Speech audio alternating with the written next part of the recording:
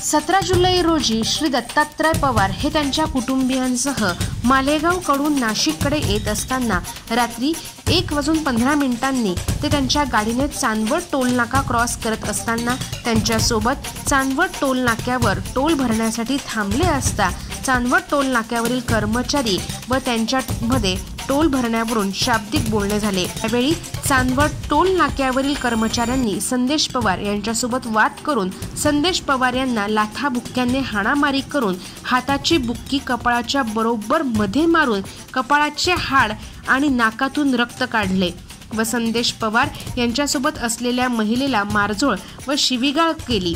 सोन्याची चेन गहाळ करून घडलेल्या घटनेबाबत चांदवड पोलीस स्टेशनला जाऊन घटनेच्या दिवशी गुन्हा नोंदवण्यात आला, परंतु संदेश पवार यांचा गुन्हा त्यावेळी नोंदवला गेला नाही।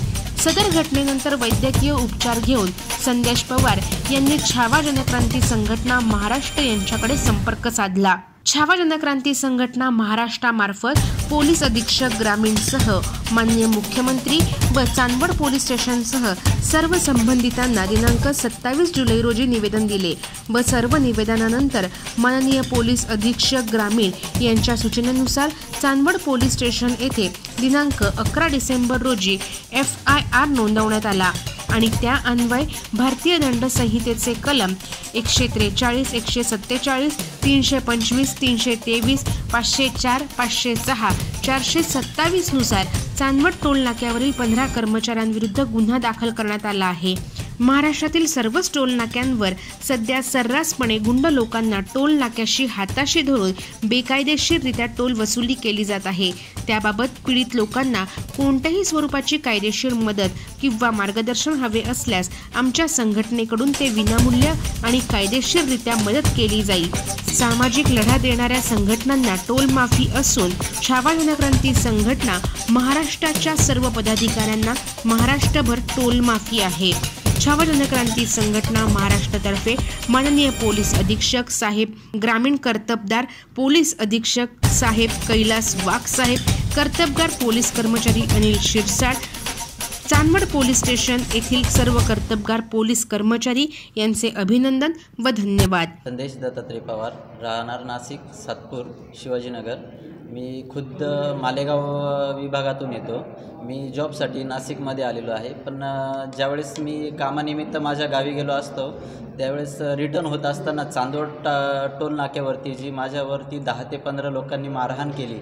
माझ्या कपाळाचा जो भाग आहे त्यांनी पूर्णपणे मारहाणीमध्ये पंच करून मध्ये घातला, फ्रॅक्चर केला।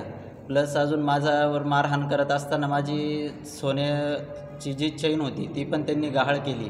प्लस मारहाण करत असताना त्यांनी लाथाबुक्क्यांनी पूर्णपणे मारहाण केली, त्रास दिला, शिवीगाळ केली।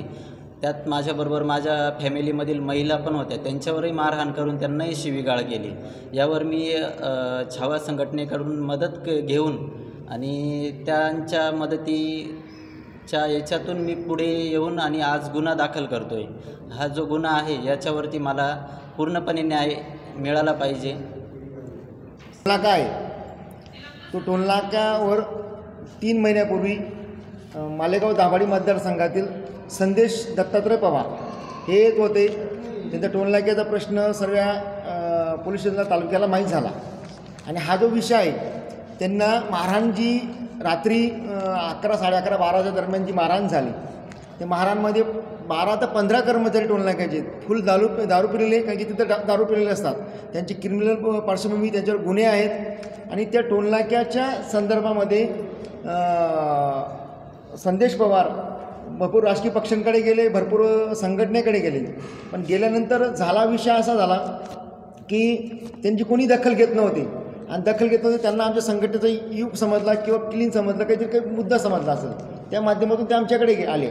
आमच्याकडे आल्यानंतर आम्ही सर्व सहनिशा केली, दखल घेण्यासाठी आम्ही महसूल आयुक्तांना एक पत्र दिलं, IGP साहेबांना पत्र दिलं, SP साहेबांना पत्र दिलं, त्याच्यानंतर कलेक्टर साहेबांना निवेदन दिलं, पालकमंत्री दादा भुसे साहेबांनाही पत्र दिलं, पोलीस महासंचालकांना दिलं, CMO ऑफिस।